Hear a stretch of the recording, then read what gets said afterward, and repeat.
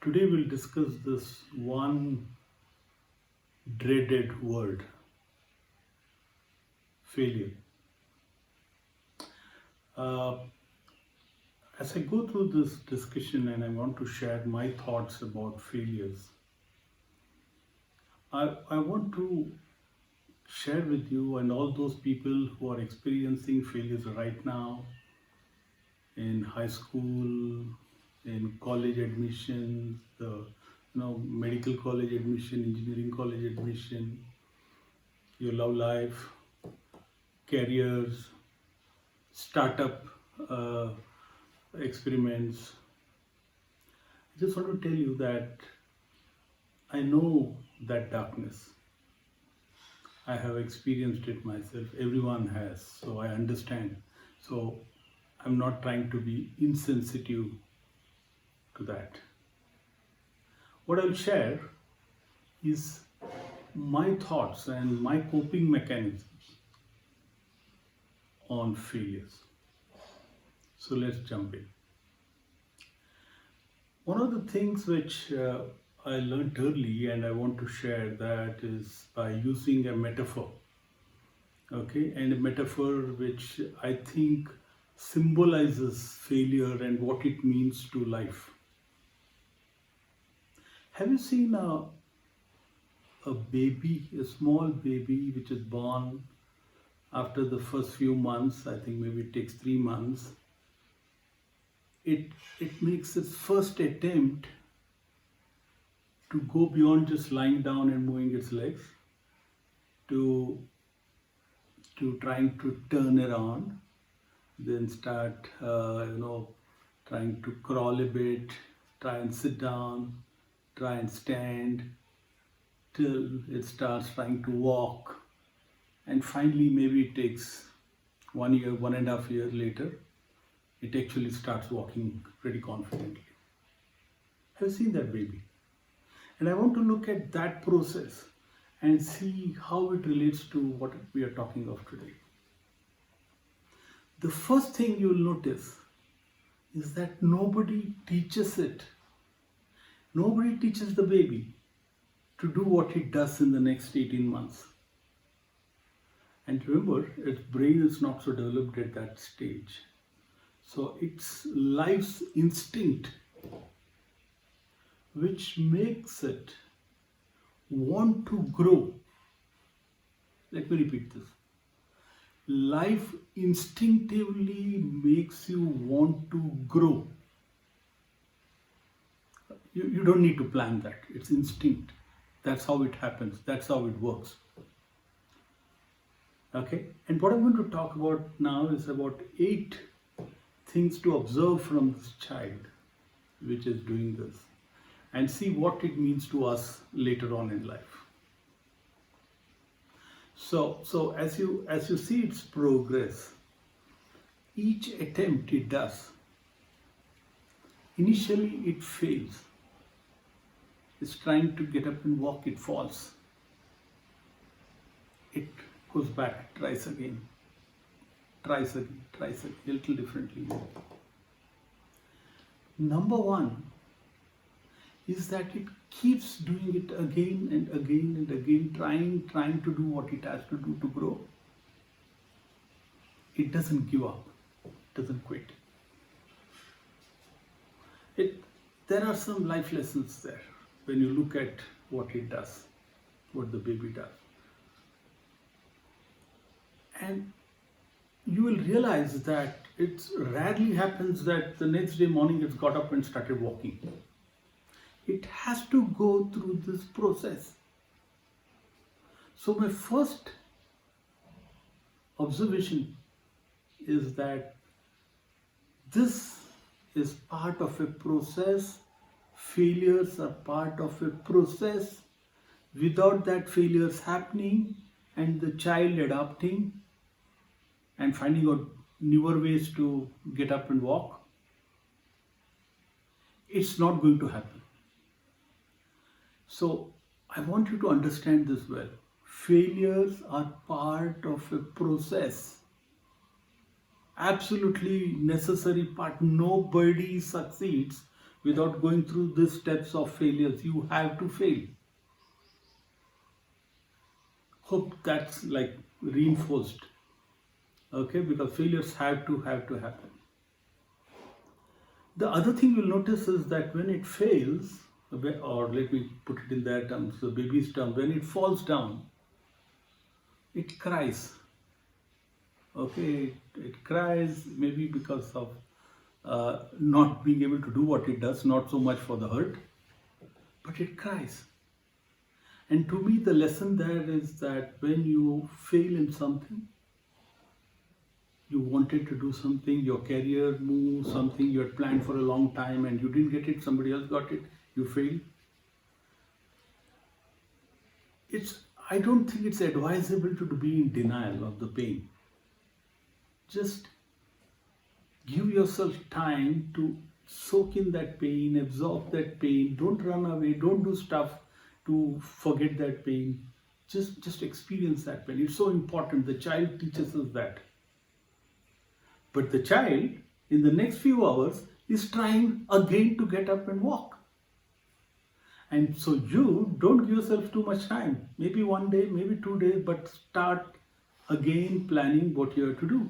Most of us spend time going back and thinking about it and overthinking about it. It's good to think because you need to figure out what to learn. What can I do differently next time? Great, that's all fine. But it's not worth overdoing it to a stage where I see a lot of people saying, I am not good. I am not good is never true. It's something you were doing in the process, your plan, there was something maybe could have been better, could have been different, but I am not good is never true. So don't spend too much time. Learn, quickly move to the other part of learning, which is look at what you did very well in that. What shone from that?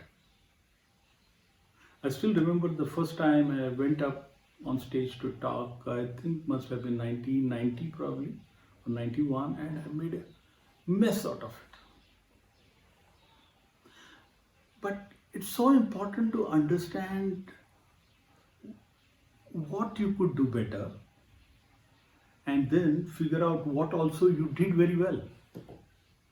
I remember that day in my assessment, it was a topic which I was doing for somebody else who was unwell and I went in. So I didn't know the topic.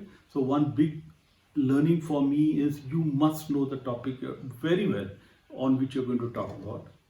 And for me, the blessed thing was I went on the stage. I didn't run away. I went on the stage and spoke, though I made a mess of it. I spoke so fast, I thought people didn't understand, they probably laughed at me. But important to not only look at what you could do better, but also what you did well. And that helps you, that gives you strength when you go back and try it again. The other thing which happens when you fail, if you really see, and like I just said, I was thinking of what others thought of me. Most of the issue in trying again is not about your own hurt about not doing well, but it's about what do people think. And who are these people? They are your colleagues, your family, your parents. What will they think about me? My marks were lesser, I didn't get admission, all my friends got admission to that great college. What do my friends think of me? What do my parents think of me? It's natural, but can you just find a way consciously to ignore what people think? And I'll tell you, most times the time they don't even think about all this. It's our own view of how they're judging us. Okay, they don't even think about it. But just step back. One of the things I do is to look at the situation as if I'm a third party. Okay, I'm not the one involved, but I'm watching myself fail and others, and then I tell this character that don't worry about what others think. Let's go back. I don't think you did too much wrong. Okay, so there are some areas of improvement, but you did a lot of good stuff. So let's go back. And with parents or family, my best advice is to talk to them. and tell them how you feel about what they think about me, about you. It works. With family, it works. And with others, don't bother too much. Just go back, get up. The child shows us that you must try and get up. The child is not bothered about who thinks what. Okay, it's not. It just gets up again.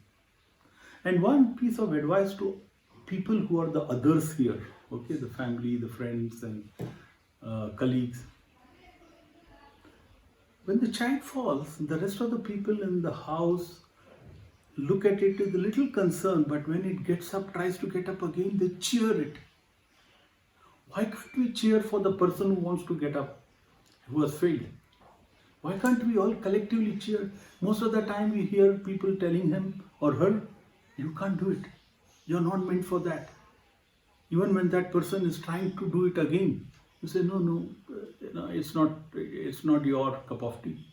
Why can't we cheer this person on? Why can't we do what we do when we see this toddler get up and trying to walk in this, steps like this? Let's try that. Okay, that's very important.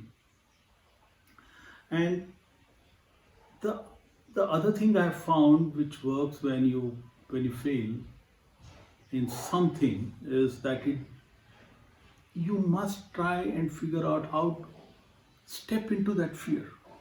Like I mentioned, getting on the stage the first time and this entire mess which happened, and in my mind I was like broken for that day. I did a lot of assessment, did a lot of thought. Then I waited for another opportunity to go on the stage, because in my mind, if I don't go on stage again and I avoid it, I will never be able to do it. I will think I can't. So I said, I will go again. Okay, I'll probably be still not so good, but I will go again into it. Step into that fear. That's the only way to overcome that fear of failure. Step into this. But when you step into this, remember, learn from the past and make those changes. You can never get a different result by doing the same thing again. You'll have to do something different, something smarter which you learned from the past.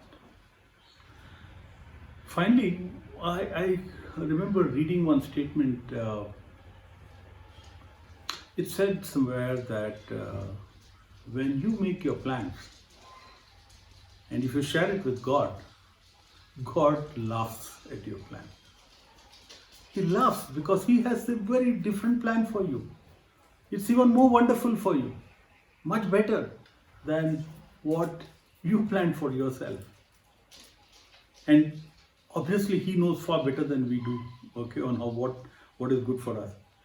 What I want to say in the end is, and I'm telling from experience, on hindsight, when I look back, I have failed big, I failed small, and those failures have steered things in my life, from my personal life to my professional life. When I look back, I'm so grateful for those failures. Because I failed and I moved into that other thing, I went into something which was even better than what I was trying to do earlier on my own. Trust me. Trust me blindly right now, especially the young people, because you're not experienced all this. That learn, make changes, go, try again, alter course a little bit if you want.